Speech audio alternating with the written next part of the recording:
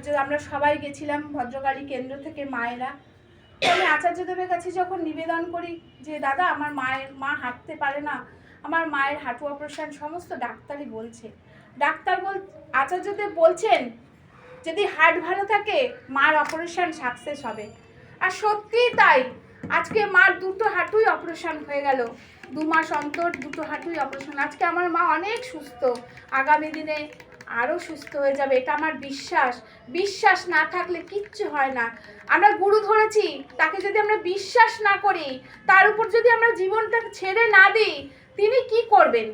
আমরা গুরু ধরেছি, বলি কই গুরু ধরেছি, আমার তো কিছু হলো না, আমি কি কিছু করেছি? তার জন্য কি কিছু করেছি? তিনি আমাদের জন্য তো দয়া করেই যাচ্ছেন, কিন্তু তার জন্য তো আমরা কিছু করি না, নাম ধ্যানও করি না।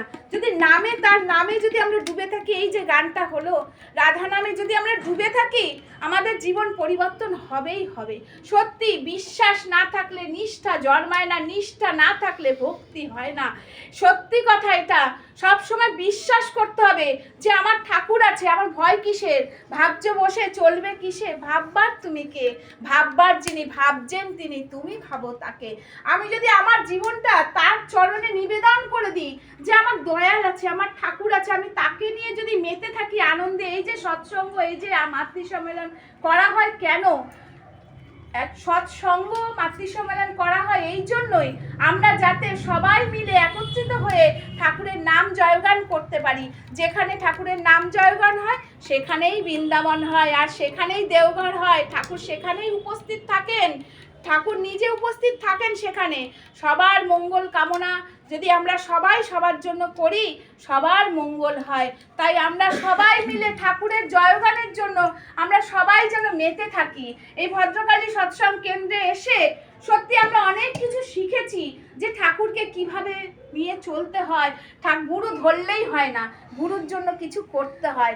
গুরু ধরেছি, আমি কিছু করলাম না, আমার কিচ্ছু হবে না। আমি যদি গুরু ধরে, ঠাকুরকে ধরে আমার কর্ম যদি আমি সঠিক করি, আমার কর্ম সফল হবেই হবে। আমি অন্য দিকে কোনো দিকে আমার মন যাবে না, আমার মাথা কাজ করবে না, কোনো দিকেই করবে না। ঠাকুর যে পথে চালাবেন আমার সে পথেই আমি চালিত হব। শুধু তাকে ধরে রাখতে হবে, তাকে ধরে রাখলেই আমাদের সব সমস্যার সমাধান হবে। আজকে এই যে মার দুটো হাঁটু অপারেশন হচ্ছে, সত্যি কথা বলতে আমার কোনো চিন্তা ভাবনা কিছুই ছিল না। কেন? আমি জানি আমার ঠাকুর আছেন, অপারেশন করছেন আমার ঠাকুর।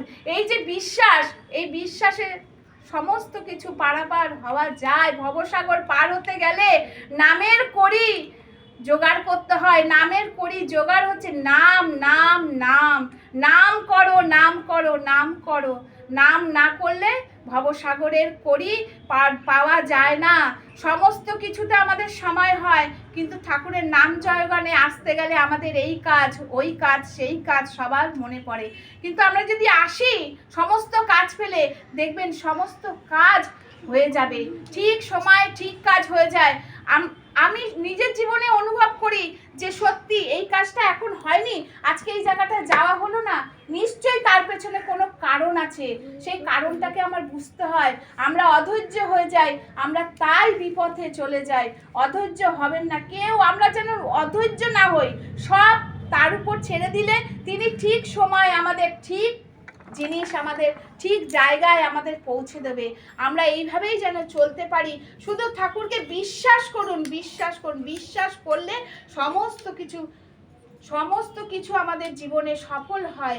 আমি এই বলে ঠাকুরের তার আতুল চরণে সবার জন্য মঙ্গল কামনা প্রার্থনা করি। আর আগামী